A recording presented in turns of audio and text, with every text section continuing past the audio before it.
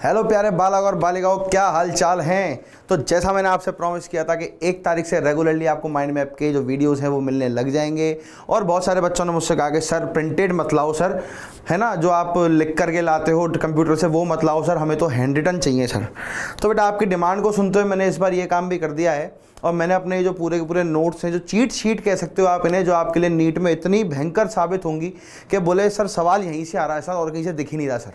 समझ रहे हो ना मेरी बात को। तो ऐसा ही कुछ लेकर के तुम्हारे लिए मैं आ गया हूं। तो बेटा मैं आपका केमिस्ट्री एजुकेटर कुशल राज मिश्रा स्वागत करता हूं आपका हमारे चैनल पे NEET rank plus Hindi medium के ऊपर। और जैसा कि आपको पता है हमारी माइंड मैप सीरीज यहाँ पर चल रही है बेटा, है ना।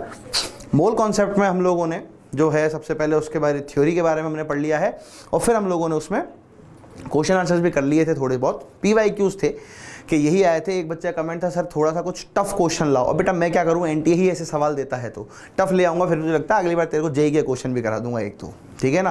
तो JEE के क्वेश्चन फोड़ दोगे तो नीट वालों को तो फोड़ने में टाइम लगेगा ही नहीं। बिल्कुल सही बात है कि नहीं है? बिल्कुल सही बात है सर। तो बिना समय को बर्बाद किए बालक और बालिकाओं हम लोग शुरू करते हैं क्या माइंड मैप एटॉमिक स्ट्रक्चर का। चलिए साहब, तो सबसे पहले यहाँ बात कर ली जाए किसके बारे में, परमाणु के बारे में बेटा, ठीक है।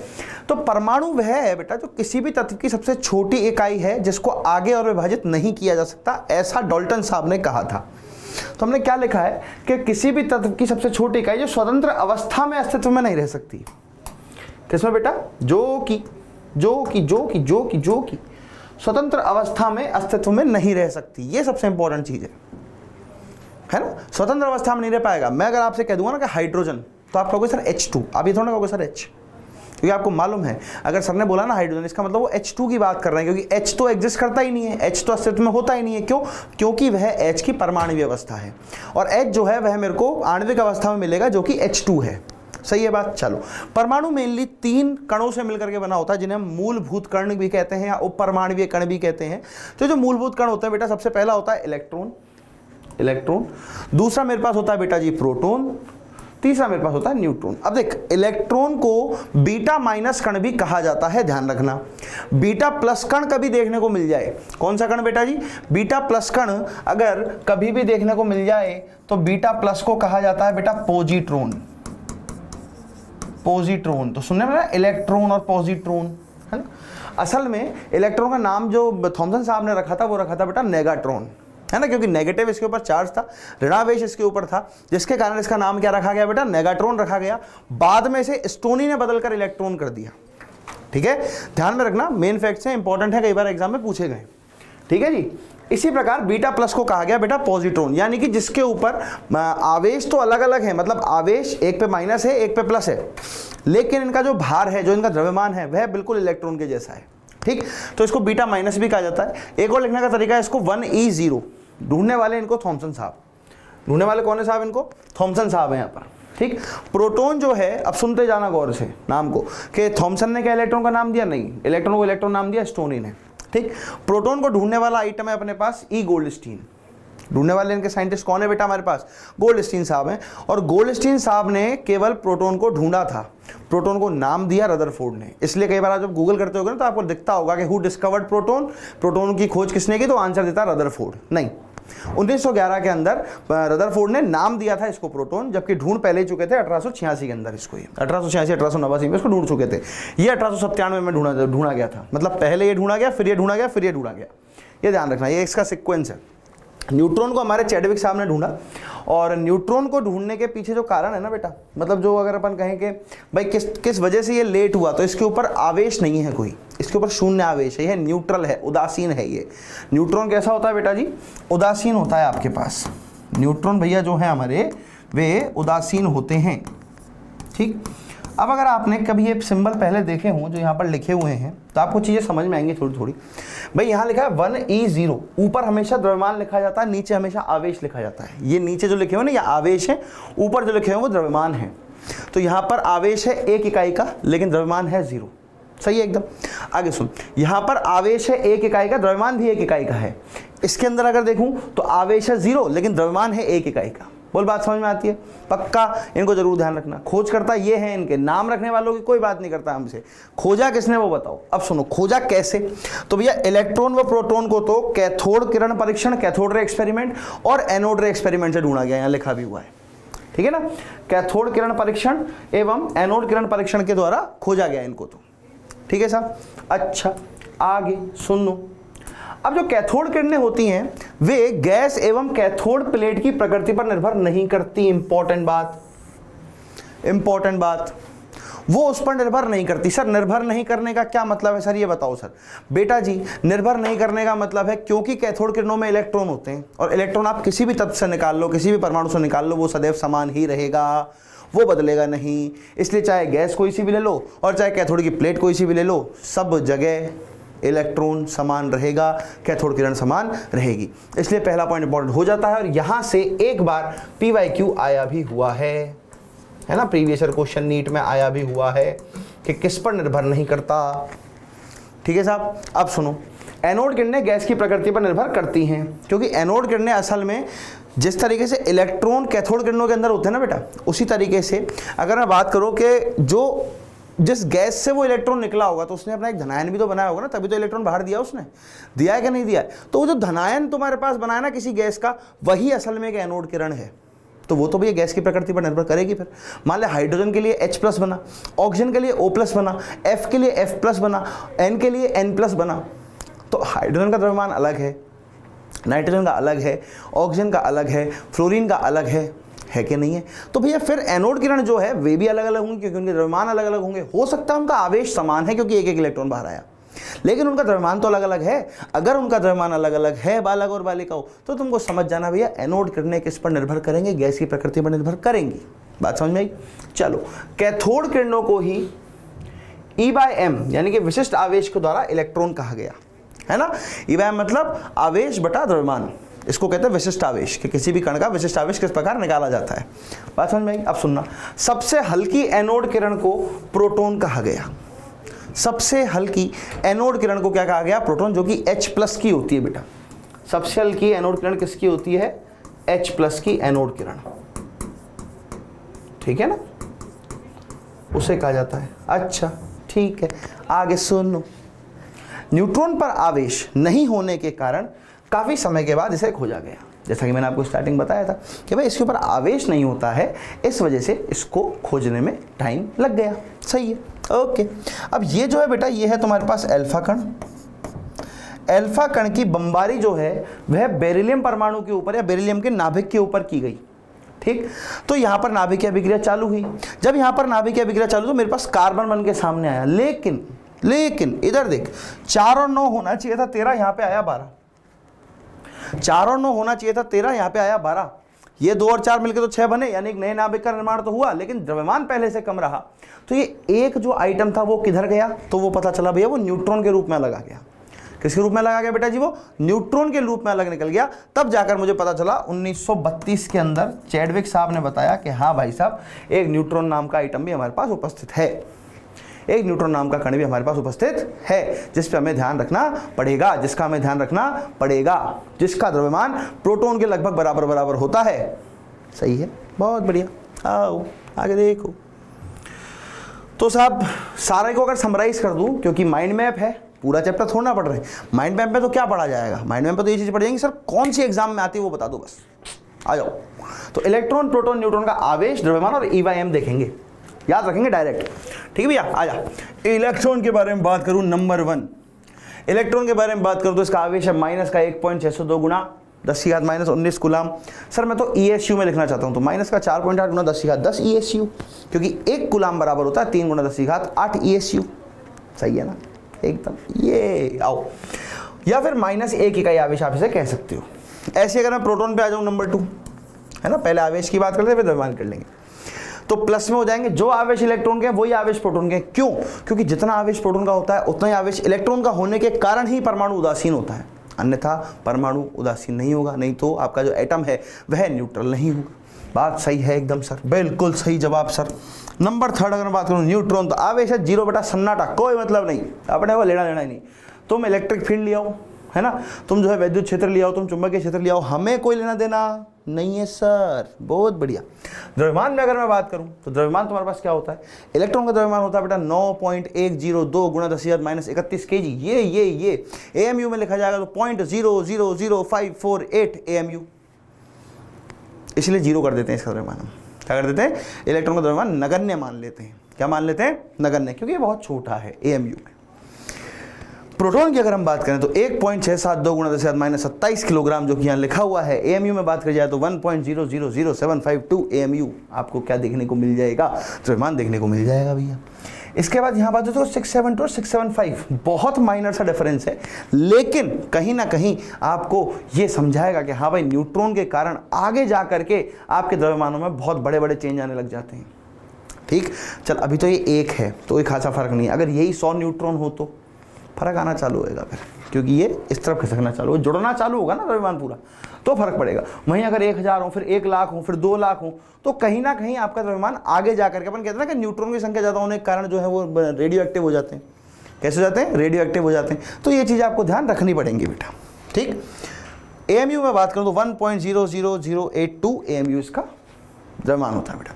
E/m डायरेक्ट याद रखो, 1.76 गुणा 10⁻11 कूलाम प्रति केजी होता है। इलेक्ट्रॉन का सबसे अधिक होता है, सबसे अधिक अगर किसी का है E/m तो वो इलेक्ट्रॉन का है भैया, ठीक है ना। और सबसे कम अगर किसी का है तो वो न्यूट्रॉन का है। तो इससे क्वेश्चन आया हुआ है आपके नीट में, सबसे कम है ना। E/m से नीट PYQ पहले आया हुआ है, मैं ज़रूर से कराऊंगा। जब कल का आपके पास लेक्चर आएगा, तो वहाँ पे हम क्वेश्चन में ज़रूर डिस्कस करेंगे इस बात को। बोल सही है, पक्का आ जाए। तो उसमें क्या देता है, अल्फा पार्टिकल जोड़ देता है, बीटा पार्टिकल जोड़ देता है, पॉजिट्रॉन जोड़ देता है। फिर आपसे पूछा बताओ E/m का जो रेशो है, जो द्रव्यमान जो अनुपात है वो क्या आएगा, तो आप यहाँ से उसको देख के बता सकते हो। यानी अब आपको ध्यान रखना, सबसे अधिक इलेक्ट्रॉन तो इलेक्ट्रॉन सबसे पहले जाएगा, सबसे कम आपका न्यूट्रॉन तो न्यूट्रॉन सबसे पहले जाएगा। खत्म बात, सिंपल एकदम, बिल्कुल आसान। ठीक, तो सबसे कम न्यूट्रॉन का और सबसे ज़्यादा किसका होता है बेटा, इलेक्ट्रॉन का। बात समझ में आ गई है, पक्का है, बहुत सुंदर बात है। आ जाओ, चलो आगे बढ़े, आ जाओ भैया, आ जाओ। तो अब बात कर लेते हैं भैया कुछ परमाणु सिद्धांतों के ऊपर, है ना। अब आप ऐसा सोच रहे होगे सर हम लोगों ने जो है सर कैथोड किरण का परीक्षण नहीं पढ़ा, एनोड किरण का परीक्षण नहीं पढ़ा। भाई मेरी बात सुन, हम पढ़ रहे हैं माइंड मैप, जहाँ से सवाल आ रहे हैं केवल वो बता रहा हूँ। देख अभी तक भी शायद 3 सवाल मैं बता चुका हूँ, तुझे ऐसा लग रहा होगा कि गुरुजी तो ऐसे ही कह रहे हैं। देख पहला PYQ, यहाँ से 2 बार आ चुका है PYQ, 2 बार क्वेश्चन आ चुके हैं यहाँ से, फिर से आ जाएगा, कोई भरोसा नहीं है ना। और तुमने क्वेश्चन देख ही लिया यार कि उसके अंदर किस तरीके के क्वेश्चन आते हैं, है ना। मूल कंसेप्ट में क्वेश्चन कर देना अपन ने, केवल एक क्वेश्चन बढ़िया आया था जो काफ़ी टाइम पहले, अब तो क्वेश्चन बढ़िया आने ही बंद हो गए, बिल्कुल ऐसा था लल्लू सवाल एकदम। लेकिन यहाँ से तुम्हें 4-5 सवाल देखने को मिलेंगे, ध्यान रखना। फिजिक्स केमिस्ट्री दोनों को मिला करके, क्योंकि फिजिक्स में भी आपके आधुनिक भौतिकी होती है बेटा, उसमें भी यही चीज़ें काम में आती है। तो यहाँ भी सीख लो और वहाँ भी सीख लो, दोनों जगह सीखोगे, 5-7 सवाल आराम से बनाओगे, कोई दिक्कत नहीं है। आ जाओ, डाल्टन का परमाणु सिद्धांत, ओए होए होए होए होए, ये कहता है कि द्रव्य छोटे एवं अविभाज्य कणों से मिलकर बना है जिन्हें परमाणु कहा जाता है। ठीक है साहब, बहुत सुंदर बात है। दूसरा ये कहता है कि समान अगर तत्व हैं तो परमाणु समान, और विभिन्न अगर तत्व हैं तो परमाणु होंगे विभिन्न। ओहो हो सर, ये तो हमको भी मालूम है रे, है। रासायनिक अभिक्रियाओं में परमाणुओं का पुनर्विन्यास होता है, ये इंपॉर्टेंट चीज़ है कि अणु कभी भी पुनर्विन्यासित नहीं होते, यानी अणुओं का आदान प्रदान एक्सचेंज नहीं होता है, सदैव परमाणुओं का होता है। यानी अगर आपसे कभी पूछा जाए कि रासायनिक संयोग में किन कणों का इस्तेमाल होता है तो उनका नाम है परमाणु। ध्यान रखो, इनका इस्तेमाल होता है, परमाणु का इस्तेमाल हो तो है। तो परमाणु ना बनाया जा सकता ना मिटाया जा सकता। मैं परमाणु आज के समय पर बना भी सकता हूँ, मिटा भी सकता हूँ, नाभिकीय अभिक्रियाओं के द्वारा। ठीक, चारों पॉइंटों की सीमाओं की बात कर लेता हूँ। छोटे एवं अविभाज्य कणों से मिलकर बना है तो परमाणु को हमने और आगे तोड़ दिया है इलेक्ट्रॉन, प्रोटॉन और न्यूट्रॉन के अंदर। ठीक है साहब, समान तत्व के समान परमाणु, उसकी सबसे पहली सीमा समस्थानिक। विभिन्न तत्व के विभिन्न परमाणु, ये एकदम सही है, एक पॉइंट इसका जो बिल्कुल सही है, उसमें गलती नहीं है भैया। लेकिन यहाँ अगर देखूँ तो समान तत्व समान परमाणु, समस्थानिक। तत्व तो समान है लेकिन परमाणु समान नहीं है, उनकी प्रॉपर्टीज अलग अलग हैं, उनके भौतिक गुणधर्म अलग अलग हैं, तो इसका मतलब परमाणु तो समान नहीं रहा भैया। सही है। समभारिकों के बारे में इन्होंने कुछ नहीं बताया, क्या है क्या नहीं है, कैसे हैं। उप परमाणविक कणों की कोई व्याख्या नहीं करता ये जो सिद्धांत है ना। तो ये चीज़ ध्यान रखना, समझ आया। यहाँ से मेनली आपसे कोई सवाल नहीं पूछा था, इसको लिंक किया जाता है कहाँ पे, द्रव्यमान संरक्षण के नियम से लिंक कर देगा, नियत अनुपात के नियम से लिंक कर देगा, क्योंकि ये कह रहे हैं ना परमाणु का पुनर्विन्यास होता है, तो पुनर्विन्यास तो कर रहे हैं वहाँ तक तो ठीक है, द्रव्यमान थोड़ा बदल देंगे। तो डाल्टन परमाणु सिद्धांत का कौन सा तथ्य यह कहता है, या कौन सा तथ्य द्रव्यमान संरक्षण नियम का पालन करता है, तो भैया ये वाला तथ्य करता है। एक आता है इसका कि कौन सा जो तथ्य है वह है नियत अनुपात के नियम का पालन करता है। तो भैया जो आपके परमाणु हैं वे सदैव एक नियत अनुपात में ही जुड़ते हैं और निकलते हैं। सिंपल है, सेम चीज़ है, कोई अलग से चीज़ नहीं आ रही है यहाँ पे। ठीक है जी, आगे सुनेंगे जरा। हेलो हेलो हेलो हेलो भैया आओ। देखो तो भैया थॉमसन का परमाणु मॉडल, सबसे इंपॉर्टेंट बात है, भाई साहब ने करी इलेक्ट्रॉन की खोज और अपना मॉडल देने को पहुंच गए। थॉमसन साहब ने इलेक्ट्रॉन की खोज करी कैथोड किरण परीक्षण के द्वारा। सबसे इंपॉर्टेंट चीज क्या कहा, परमाणु एक धनावेशित गोला है। परमाणु कैसा गोला है बेटा जी? एक धनावेशित गोला है जिसमें इलेक्ट्रॉन धसे हुए हैं, ऐसे गड़े हुए हैं अंदर। किस तरीके से? ये देखो, जैसे ये मेरे पास एक धनावेशित गोला है पूरा, मतलब पूरे के सरफेस पर, पूरे के पूरे पृष्ठ पर क्या है बेटा? धनावेश है, और नेगेटिव चार्ज इसमें ऐसे गड़ा हुआ है। जबकि हम जानते हैं ऐसा नहीं होता है, ये तो हम भी जानते हैं अब, क्योंकि हमने भी पहले पढ़ रखा है। ऐसा थोड़ा ना हम बिल्कुल नहीं जानते, हम बिल्कुल गधे हैं ना, हम गधे नहीं है, हम इंटेलिजेंट हैं। ठीक है भैया, तो ये धनावेशित गोला है और इसके अंदर क्या है बेटा? इलेक्ट्रॉन गड़े हुए हैं। अगर मैं ये कहूँ कि इसके अंदर इलेक्ट्रॉन गड़े हुए हैं, सीधी सीधी सी बात है कि ये तो सरासर गलत हो गया। लेकिन सबसे इंपॉर्टेंट चीज जो भाई साहब ने बताई है वो है ये, कुल धनावेश बराबर कुल ऋणावेश होता है। अगर ये बात नहीं पता होती तो मैं आज तक भी परमाणु के बारे में कोई बहुत ज़्यादा जानकारी नहीं ले सकता, क्योंकि मैं आधे टाइम तो इसी में लगा रहता है, इसको वैद्युत क्षेत्र में रख के ये देखूँ इस पर प्लस है या माइनस है। सबसे इंपॉर्टेंट चीज बताई थॉमसन ने, वो ये बताया भैया धनावेश और ऋणावेश सदैव बराबर होते हैं। इसका मतलब आपका जो परमाणु है, जो आइटम है, जो एटम है, वो भैया उदासीन होता है। वो क्या होता है साहब? उदासीन होता है। ठीक है, सीमाओं की अगर इसकी मैं बात करूं तो इलेक्ट्रॉन चलायमान है, और वैसी बात है, इलेक्ट्रॉन धसा हुआ नहीं है, इलेक्ट्रॉन चलता है। दूसरा है परमाणु धनावेशित गोला नहीं है, परमाणु का अधिकतम भाग खाली होता है। रदरफोर्ड साफ साफ बताता है इस बारे में, रदरफोर्ड साफ साफ इस बारे में बताता है कि परमाणु का अधिकतम स्थान जो है वो खाली होता है। सही है, थॉमसन परमाणु सिद्धांत इतना सही है, ज़्यादा नहीं है, पढ़ना भी नहीं ज़्यादा, सुन लो समझ लो। यहाँ पे स्लाइड आएंगी 21 या 22, वो भी ज़्यादा बोल रहा है, 17 या 18, लेकिन उसमें से जहाँ जहाँ क्वेश्चन आता है वो तुम्हें फंसेगा, ये बता देता हूँ। वो फंसेगा कि हाँ सर यहाँ से क्वेश्चन आया, हाँ सर यहाँ से क्वेश्चन आया, देखो सर यहाँ से क्वेश्चन आया। जब कल की क्लास में क्वेश्चन डिस्कस करेंगे तो एक बार आज फटाफट से 40, 45, 50, अब सोचो कितनी अच्छी चीज़ है कि साला 45-50 मिनट के अंदर तो पूरा चैप्टर रिवाइज हो गया। इसी को तो माइंड मैप सीरीज कहते हैं। वन शॉट जब हम पढ़ते थे, वन शॉट पर माइंड मैप में फर्क है। देखो मैं आपको समझाता हूँ, हालांकि आपको एनडी सर टाइम पे समझाते रहते होंगे, बाकी से टीचर्स भी आपको टाइम पे समझाते रहते होंगे, लेकिन मैं आपको एक चीज़ यहाँ पर समझाता हूँ जो आपको भी समझनी चाहिए और आपको अपने दिमाग में रखनी चाहिए। अगर हम वन शॉट पढ़ रहे हैं तो डेफिनेटली मैं भी आपको 6 घंटा, 8 घंटा, 10 घंटा, 12 घंटा लगाऊंगा। अगर मुझे चैप्टर ऐसा लग रहा है कि यार इसमें तो लगाना ही पड़ेगा, मेरे पास कोई दोहराई वाली बात नहीं है, मेरे पास कोई चारा ही नहीं है कि मुझे तो इसमें लगाना ही पड़ेगा इतना समय, बात समझ आई। लेकिन अगर मैं माइंड मैप पढ़ रहा हूँ तो माइंड मैप होते क्या है? दिमाग में फिक्स हो जानी चाहिए, हाँ यार इससे ये, इससे ये, इससे इससे ये क्वेश्चन मेरे हो गए, बात खत्म। तो हम भाई माइंड मैप के ऊपर चल रहे हैं। छोटे रहेंगे लेक्चर, बहुत ज़्यादा बड़े नहीं होंगे, घंटे का हो सकता है, 1.5 घंटे का हो सकता है, 1.25 घंटे का हो सकता है चैप्टर। अब जैसे मान लो उष्मागतिकी के बारे में बात करें तो वो लेक्चर थोड़ा बड़ा होगा, साम्य के बारे में बात करें तो वो लेक्चर थोड़ा सा बड़ा होगा। लेकिन अगर मैं बात कर रहा हूँ परमाणु संरचना के बारे में, जहाँ पे केवल फॉर्मूले अगर मुझे अच्छे से आते तो मेरा काम बहुत अच्छे से हो जाएगा। अगर मैं बात कर रहा हूँ बेटा मोल अवधारणा के बारे में, जहाँ मुझे फॉर्मूले और कंसेप्ट अच्छे से आता तो मेरा काम हो जाएगा। तो ये लेक्चर कहीं ना कहीं आपको छोटे देखने को मिलेंगे। ठीक है, आजा अगला सवाल। अरे अगला सवाल नहीं गुरुजी, हाँ देख भाई रदरफोर्ड का मॉडल कुछ नहीं बनाया मैंने इसमें, मुझे पता है इसके अंदर से मुझे तुमको क्या देना है। आ जाओ। स्वर्ण पत्र का परीक्षण अगर मैं बात करूं तो भैया इस भाई साहब ने नाभिक की खोज करी स्वर्ण पत्र परीक्षण से, बीच में वोल्ट फॉइल लगाई, अल्फा पार्टिकल फेंक के मारे, आगे पीछे घूम गए, इधर उधर चले गए, सब पता है तुमको, माथा फोड़ी नहीं करेंगे। आजा मेन बात जो बताई वो सुन। सबसे पहले बताई परमाणु की त्रिज्या 10⁻⁻10 मीटर या 1 एंगस्ट्रॉम की परास का होता है। ठीक है साहब। दूसरे नंबर पे बताई नाभिक की त्रिज्या कि 10⁻15 मीटर या 1 फर्मी या 1 फेम्टोमीटर की परास का होता है। ठीक है साहब। फिर 2 इंपॉर्टेंट रिजल्ट जो तुम्हें ध्यान रखने हैं अपने एग्जाम पॉइंट ऑफ व्यू से, कि परमाणु की जो त्रिज्या होती है वह नाभिक की त्रिज्या की 1 लाख गुना होती है, सॉरी 1 लाख गुना होती है, 10⁻5 गुना होती है। और परमाणु का जो आयतन होता है वह नाभिक के आयतन का 10⁻15 गुना होती है। समझ में आई? मगज में आई? अरे समझ में आया क्या? बोल आजा। अब देखो नाभिकीय मॉडल में मेन चीज क्या बताई भाई साहब इन्होंने, परमाणु में 99% रिक्त स्थान है, खाली पड़ा हुआ है पूरा। दूसरी, इसके मध्य में एक भारी धनावेशित केंद्र है जिसे नाभिक कहते हैं। जिसे क्या कहते हैं साहब? नाभिक कहते हैं। भारी और धनावेशित केंद्र है छोटा सा, जिसे नाभिक कहते हैं। अब यहां अगर मैं तेरे को गौर से सुनूं कि अगर अब यहां देख, समझना जरा मेरी बात को एक बार, क्या समझना चाह रहे हैं हम यहाँ पे, कि इसका मतलब तुम्हारे पास 2 भाग हो गए भाई साहब।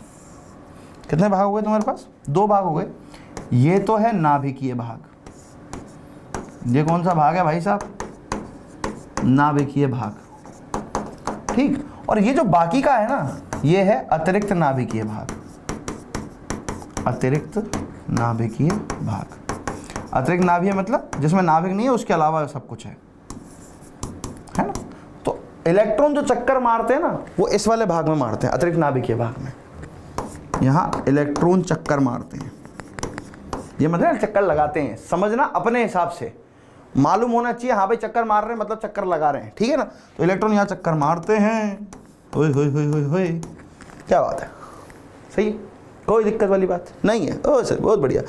बस मेन काम क्या है, भारी काम क्या है, परमाणु को इस साइज की व्याख्या नहीं करता, क्योंकि मैक्सवेल भाई साहब ने ये कहा, सुनना गौर से मेरी बात जो मैं कह रहा हूँ, समझाना चाह रहा हूँ तुम्हें, कि मैक्सवेल भाई साहब ने कहा कि भाई अगर तेरा इलेक्ट्रॉन दौड़ लगा रहा है, तो इसने कहा ना कि इलेक्ट्रॉन इस पर चक्कर लगाते हैं, अगर कोई भी आवेशित जो कण है वह चक्कर लगा रहा है तो वो ऊर्जा का ह्रास करेगा, ऊर्जा को खो देगा अपनी को, ऊर्जा का ह्रास करेगा तो घूमता घूमता घूमता घूमता घूमता घूमता एक दिन इसके अंदर पड़ जाएगा, जाके पड़ जाएगा।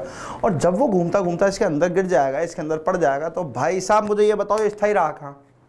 फिर आया बना बोर, फिर अपना कौन आया भाई साहब? बोर। बोर आके बोलता है रुको तुम्हारा गेम बजाना पड़ेगा, ऐसे काम नहीं चलेगा, तुम्हारा क्या करना पड़ेगा भाई साहब?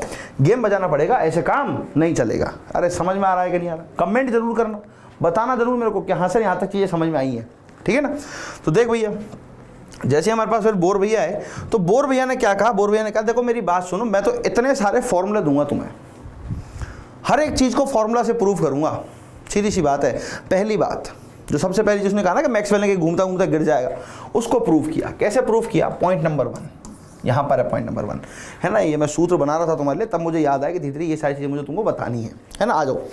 तो वो ये कहता है कि भाई साहब ये तुम्हारा क्या है? परमाणु है, ठीक है साहब।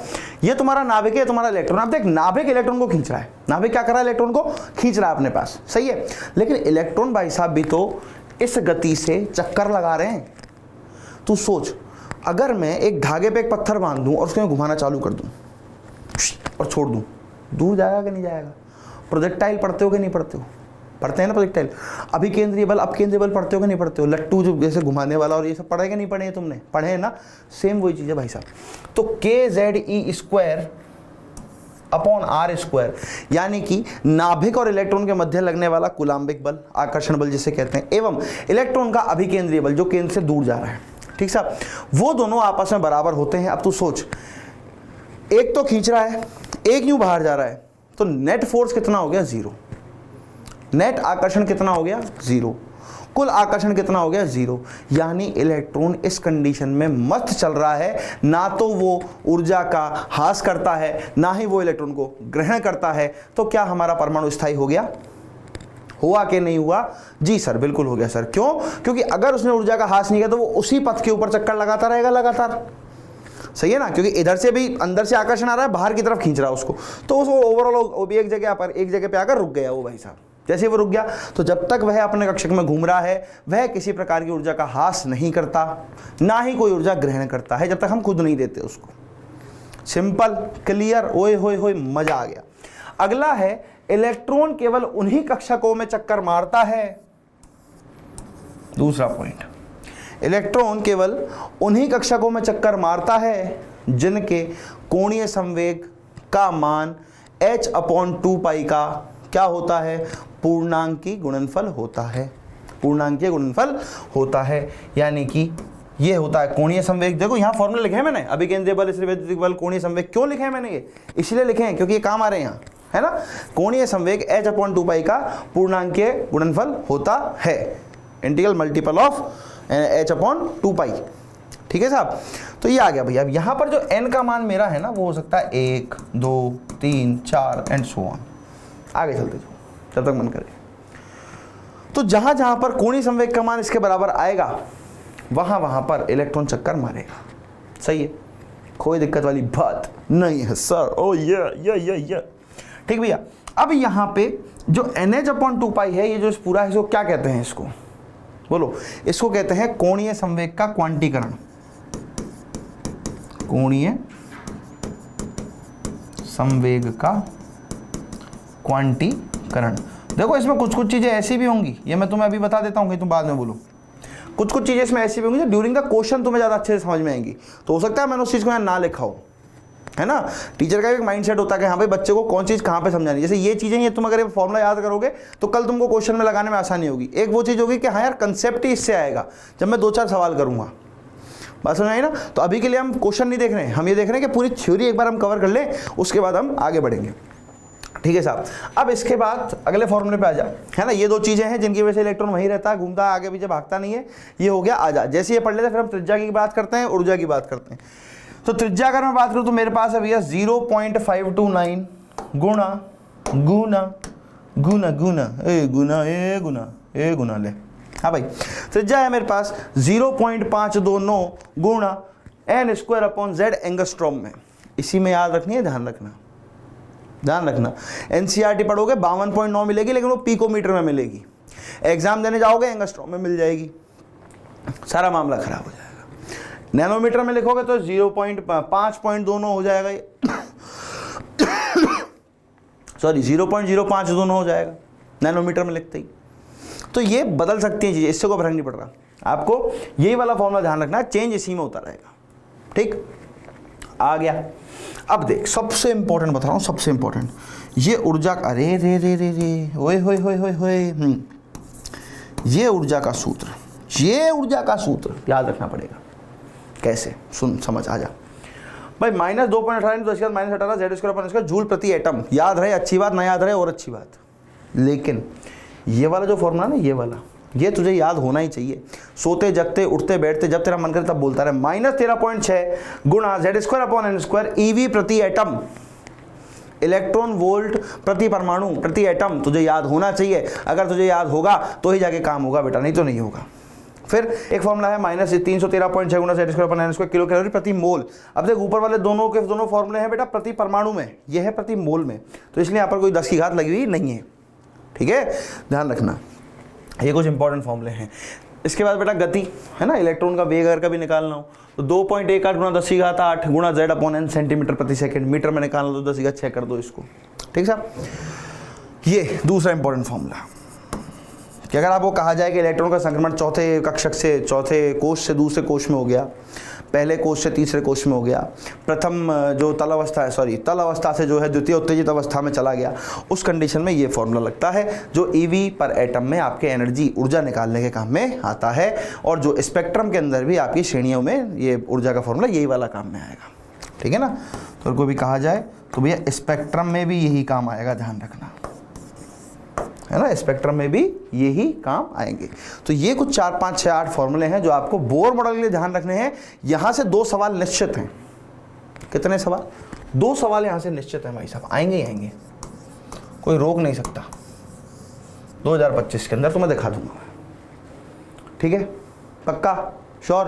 आओ आगे देखो, पेज क्यों खाली है? अच्छा, ये मैंने ऐसे ही छोड़ दिया था, पर अभी मेरा काम हो गया।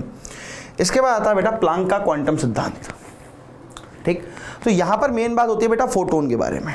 किसके बारे में मेन बात होती है? फोटोन के बारे में। फोटोन क्या होते हैं? फोटोन ऊर्जा के बंडल होते हैं बेटा। ऊर्जा के क्या होते हैं? बंडल, बंडल ऑफ एनर्जी होते हैं। छोटे छोटे छोटे छोटे आपके पास बंडल होते हैं कि यार फेंक के मारो। वो आते हैं ना पॉप पॉप वाले जो आते हैं अपने पास, बम आते हैं छोटे छोटे पॉप पॉप वाले, ऐसे फेंक के मारते हैं। इतने तरह से बंडल होते हैं अपने ऊर्जा के, उनको बोलते हैं फोटोन।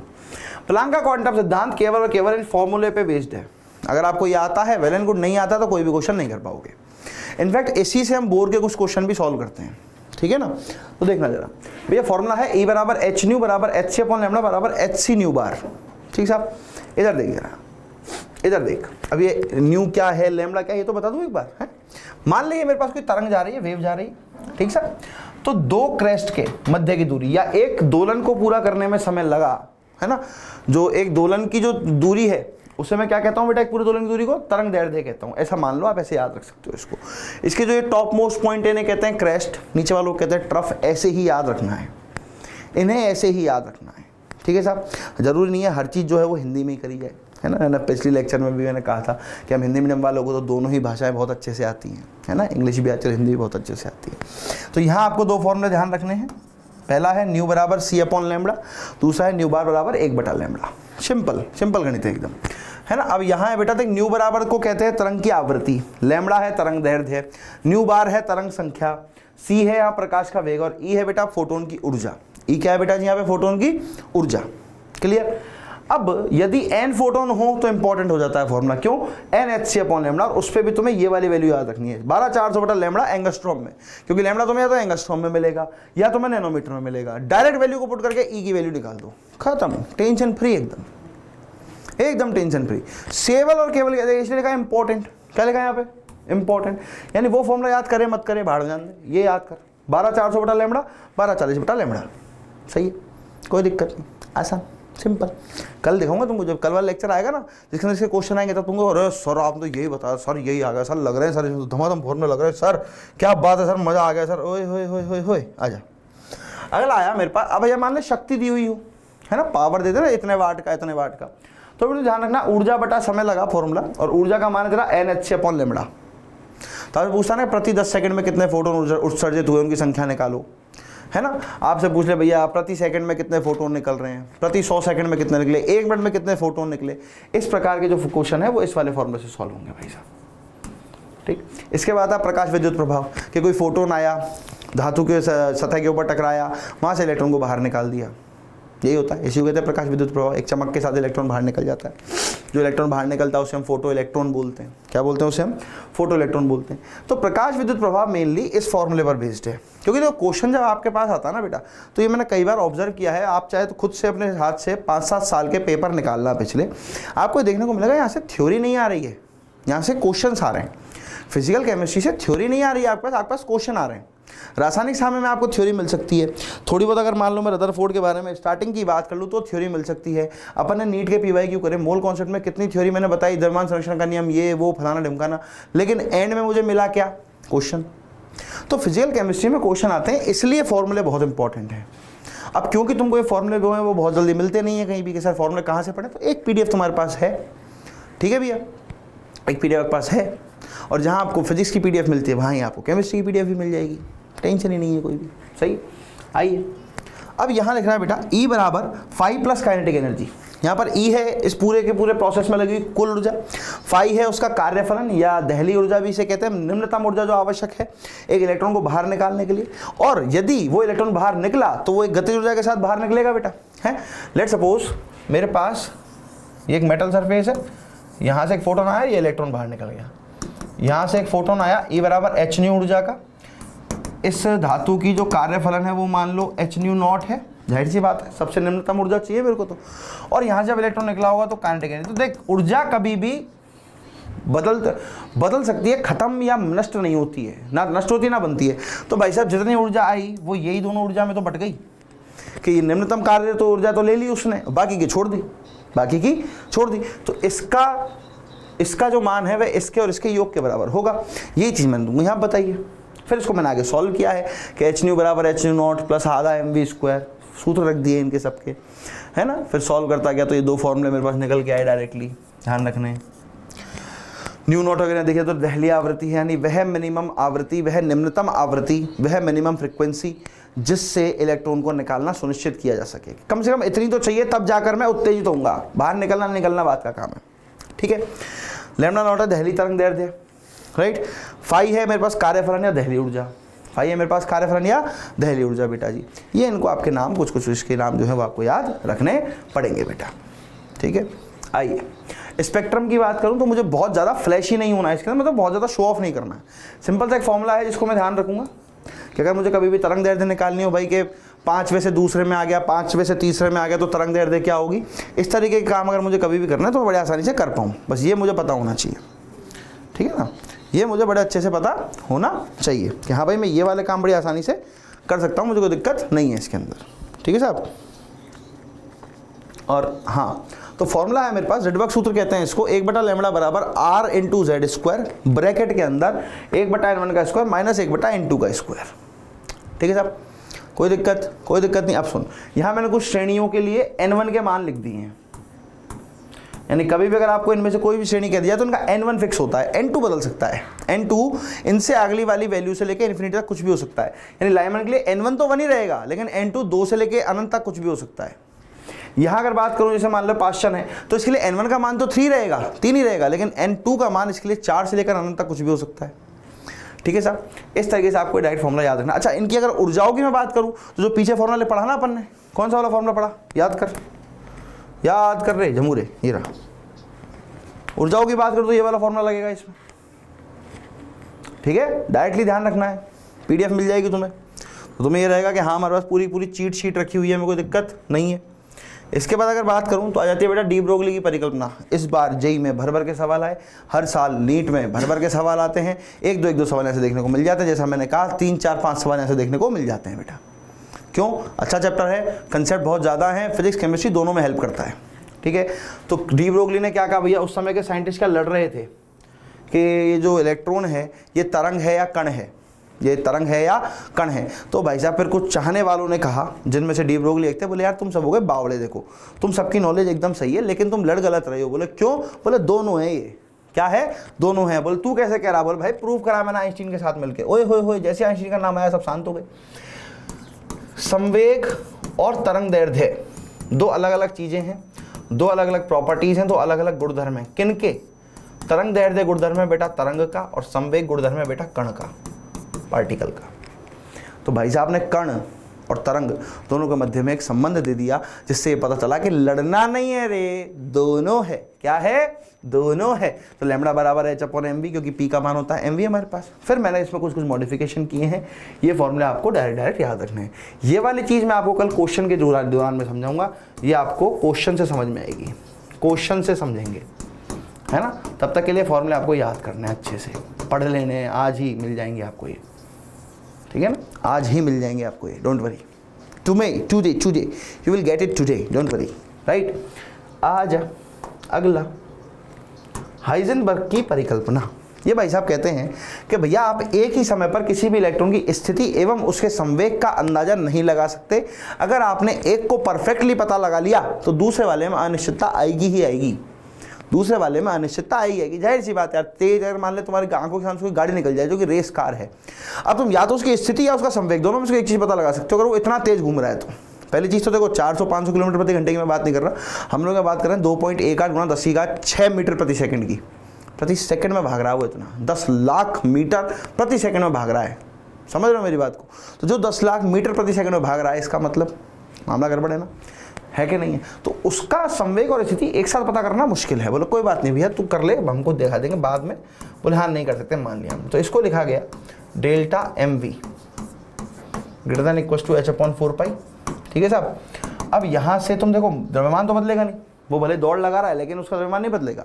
ठीक साहब, अगर द्रव्यमान नहीं बदलेगा तो डेल्टा x डॉट, अरे ये अलग मस्ती करता है, डेल्टा v > h/4πm 4πm। कुछ बुक्स में, कुछ किताबों में आपको ये भी मिल सकता है, ये delta x dot delta v > h×/2m, जहाँ पे h× का जो मान है, h× का जो मान है वो होता है h/2π। ये भी मिल सकता है आपको।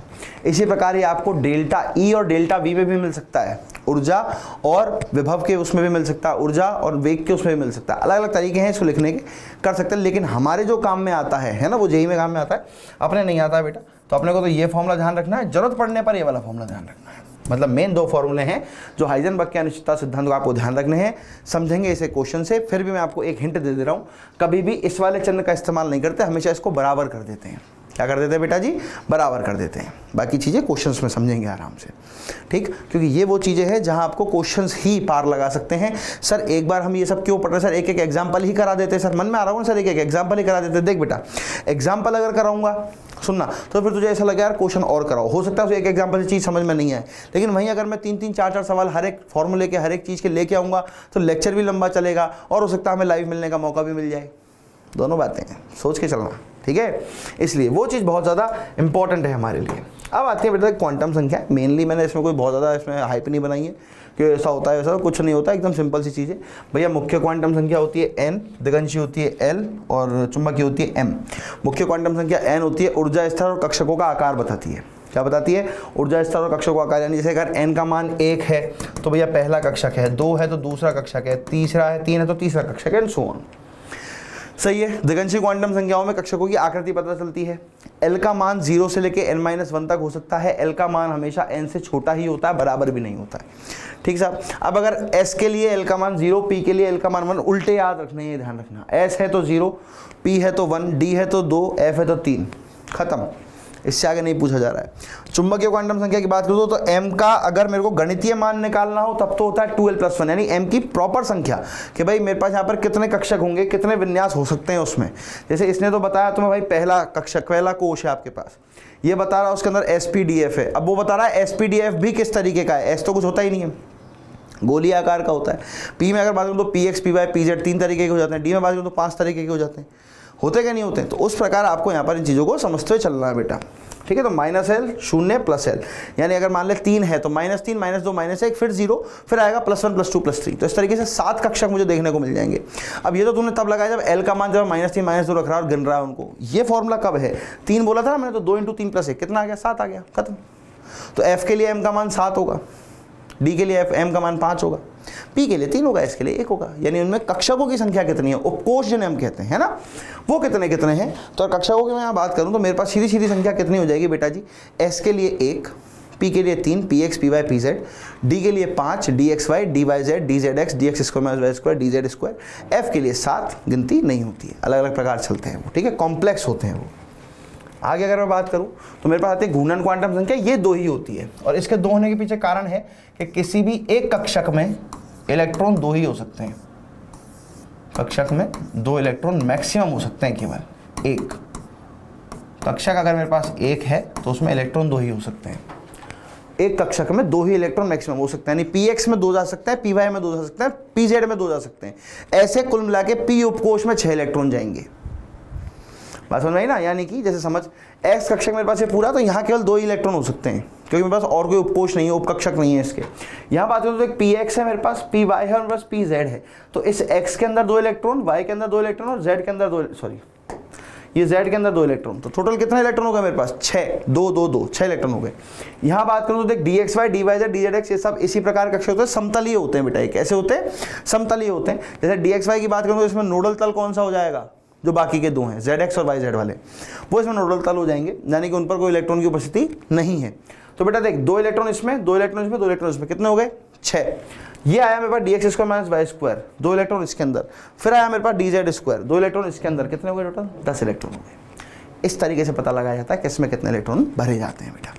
ठीक है, कक्षकों के बारे में जब बात कर रहे हैं, अगर सामान्य इलेक्ट्रॉनिक विन्यास लिखना है तो डायरेक्ट याद रखेंगे। क्या ध्यान रखेंगे? सामान्य इलेक्ट्रॉनिक विन्यास में क्या ध्यान रखेंगे? S में मैक्सिमम अधिकतम 2 इलेक्ट्रॉन, P में अधिकतम 6 इलेक्ट्रॉन, D में अधिकतम 10 इलेक्ट्रॉन भर सकते हो और F में अधिकतम 14 इलेक्ट्रॉन भर सकते हो। निम्नतम 1 से चालू हो जाओ, निम्नतम 1 से चालू हो जाओ। सर इनको भरते कैसे हैं? सर इनको भरते कैसे हैं सर? ये भी तो समझाओ। ये लो सर, ऐसे भरते हैं। सबसे पहले 1s में, फिर आएगा 2s में, फिर जाएगा 2p में 3s में, 3p 4s, फिर 3d 4p 5s, फिर 4d 5p 6s, उसमें जाएंगे 4f 5d 6p 7s। Sir ऐसा क्यों? तो ये सारा तामझाम है भैया n+L नियम का। किसका है साहब? n+L नियम का, जो कि ये कहता है जिसके लिए n+L का मान कम हो उसमें इलेक्ट्रॉन पहले भरो, जिसके लिए n+L का मान कम हो उसमें इलेक्ट्रॉन पहले भरो, जिसमें n+L का मान समान आ जाए उसमें जिसका n का मान कम हो उसमें पहले भरो। जैसे देख 3p के बाद में 4s में गया, 3d में नहीं गया, यानी कि 4s के लिए मेरे पास n+L का मान है 4, 3d के लिए 5, क्योंकि 3 मान हो गया मेरा n का, और d के लिए मैं l क्या लिखूंगा बेटा? 2, तो 3 + 2 कितना आ गया? 5, 4, 4 + 0 कितना आ गया? 4। इसलिए पहले इलेक्ट्रॉन 4s में, फिर 3d में। क्वेश्चनों पे इसके पे हम बात करेंगे। इलेक्ट्रॉनिक विन्यास आने का मतलब आपको ये समझ जाना चाहिए कि हमने ये चैप्टर की सारी मेन चीज़ें कवर कर ली हैं, पूरा कंप्लीट कर दिया हमने चैप्टर। थ्योरेटिकल पढ़ोगे ना, तो थ्योरेटिकल तो मैं कह रहा हूँ अगर मैं आज खुद इसका एटॉमिक स्ट्रक्चर का 1 शॉट लेने अगर जाऊँगा तो 8 से 10 घंटा मैं लगाऊंगा इसको पूरा पढ़ाने में। 8 से 10 घंटा लगाऊंगा। क्यों? क्योंकि मुझे पता है मुझे वहाँ पर आपको थ्योरी भी समझानी है, मुझे आपको साथ साथ एग्जाम्पल भी कराना है, साथ साथ मुझे क्वेश्चन भी कराने हैं। लेकिन यहाँ मुझे पता है यहाँ तो मैं तुम्हारे लिए एक सार ला कर दूंगा कि बेटा ये पढ़ जा, ये अमृत है तेरे लिए, ये क्या है? अमृत है। अगर तूने अमृत को धारण कर लिया ना तो तेरे नीट में 180 में से 180 आने से कोई नहीं रोक सकता। तो फटाफट मुझे कमेंट कर करके बताएंगे कि सर किस किस को 180 में से 180 नीट के अंदर चाहिए, और जिसको चाहिए वो हर एक बच्चा मुझे मेरी इस वीडियोस के ऊपर चाहिए, उसके कमेंट्स मुझे चाहिए। आपने देखा होगा मैं रिप्लाई करता हूँ कमेंट्स का, चाहे मुझे समय लगता है, थोड़ा सा टाइम लगता है, लेकिन मैं रिप्लाई कमेंट्स का रिप्लाई करता हूँ। मैं आज इसको हैंड रिटन लेके आया, क्यों लेके आया? क्योंकि आप बच्चों की डिमांड थी कि सर हमको हैंड रिटन चाहिए सर, ये कहा था कुछ बच्चों ने। एग्जैक्टली आज क्लियर दिख रहा होगा, एकदम साफ दिख रहा होगा, दिख रहा होगा ना। ये भी कंप्लेंट दी बच्चों की कि सर ये दिख नहीं रहा सर, क्या चल रहा है सर, ये अभी सब साफ साफ दिखा ना। बिल्कुल, ये पीडीएफ आपको वहीं मिलेगी जहां आपको फिजिक्स की पीडीएफ मिल जाती है बेटा, ठीक है। चलिए तो हम लोग फिर से अगले सेशन के अंदर मिलेंगे जहां हम करेंगे एटॉमिक स्ट्रक्चर के इसी माइंड मैप के सारे क्वेश्चन आंसर डिस्कस, और बढ़िया तरीके से डिस्कस करने वाला हूं, अच्छे अच्छे सवाल कराने वाला हूं। तो बेटा प्रिपेयर रहना बिल्कुल। फिर मिलते हैं, सी यू, बाय बाय।